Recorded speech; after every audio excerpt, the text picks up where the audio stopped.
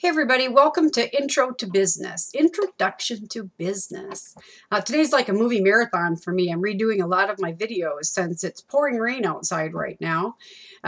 Introduction to Business is just that. It's an introductory course to the whole concept and idea of business. Huge, right? Because you can get a lot of degrees in business. I have 2 degrees in business, an undergraduate degree in business, and I have my master's degree. I have an MBA. And you can go on in different areas of business where you specialize. Let's say you want to specialize in the finance part of business or in the advertising area of business. So it's really big. So this class in particular, then, we kind of look at a little bit of everything, kind of across the board, like what is it? What is business? What do we do, or what do we have to do to learn to run a business? So the chapters, each chapter in the book kind of covers a little bit different topic where business is concerned. So we're going to look at, what is business by definition? We're going to look at, what is marketing? What is HR function within business? What does it mean globally to do business? What is e-commerce? It's kind of like a patchwork quilt, a little bit of everything that has to do with business. This class in particular, if it's a fully online class, I do Jing videos that are weekly previews that go over our agenda together, because I always have an agenda for every class. In all of my classes, I try to mix it up a little bit. So whether this is an online class, face-to-face, blended, IDL, I don't care what the format.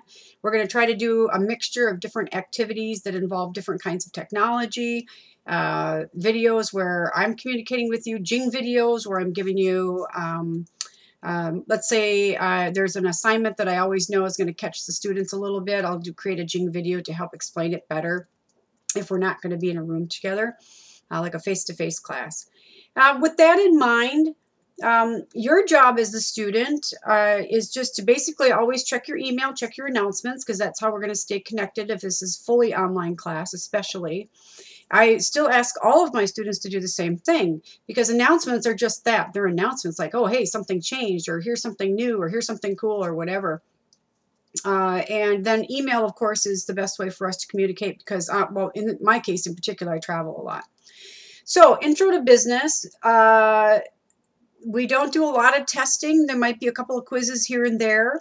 You're going to do a little bit of written work. You're going to do an agenda summary every week that summarizes the activities that I've asked you to do on your agenda. Your agendas are going to look like this. So when you go to the blackboard and you look at those tabs, on your left-hand side, you see LPs and agendas. That's learning plans. A learning plan is a place for me to put everything you need to do for that week. First thing you'll see is the agenda, and then I have some highlighted areas on your agendas. I'm kind of experimenting with that, highlighting the areas where I really want you to focus your activities on. And then at the end of every agenda is, in all of my classes, because these are business classes, are the assignments.